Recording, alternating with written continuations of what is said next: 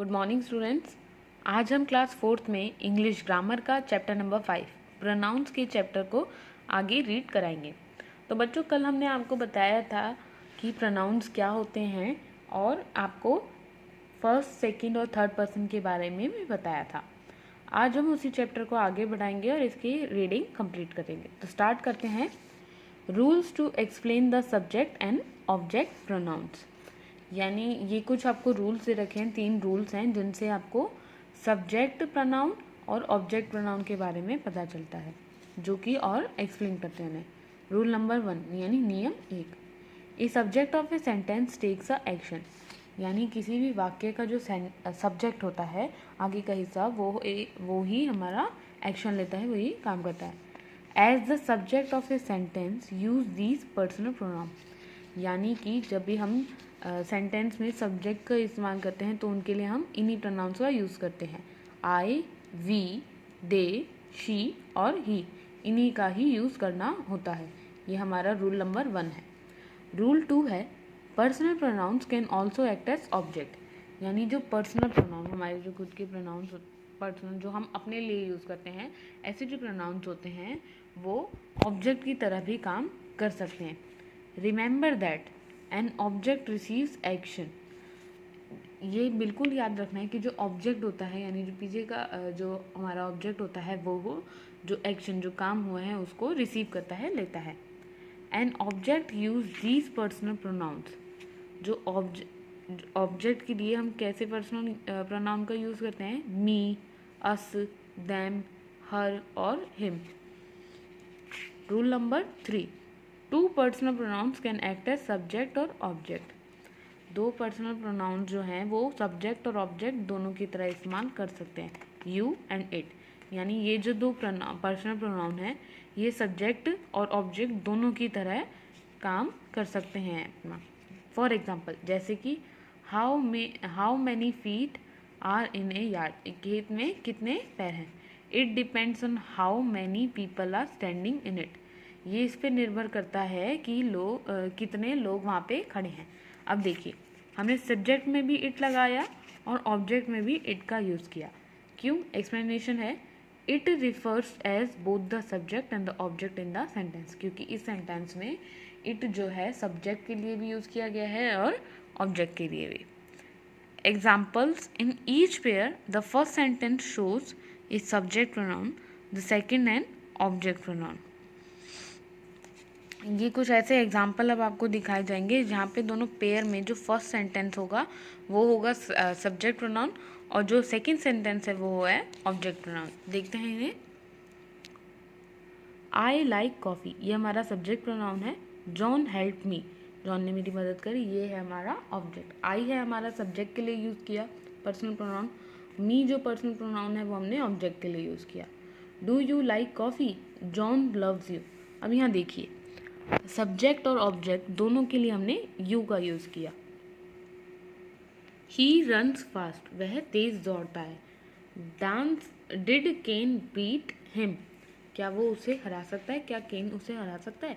यहाँ ही ऑब्जेक्ट के लिए यूज़ किया और ही करा सब्जेक्ट के लिए यूज़ और हिम क्या यूज़ हुआ? ऑब्जेक्ट के लिए।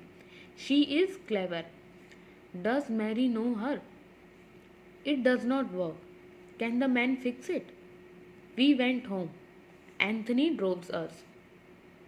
Do you need a table for 3? Did John and Mary beat you at doubles? They played doubles. John and Mary beat them. अब आपने यहाँ पे देखा कि यू का इस्तेमाल हम सब्जेक्ट में और ऑब्जेक्ट में दोनों के लिए करते हैं और इट का इस्तेमाल भी हम सब्जेक्ट के लिए और ऑब्जेक्ट के लिए दोनों के लिए करते हैं।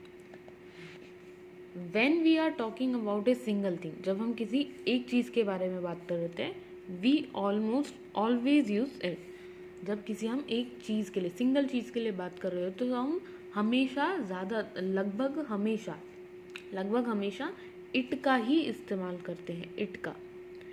However, there are a few exceptions, लेकिन किसी जगह पे एक्सेप्शंस भी होते हैं, यानी कि किन्हीं जगह पे हम ऐसा नहीं करते।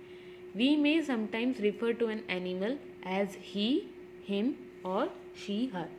कभी कभी किसी जगह पे हम जानवरों के लिए ही और हिम का या फिर शी और हर का इस्तेमाल करते हैं, specially if the animal is domesticated और ए पेट।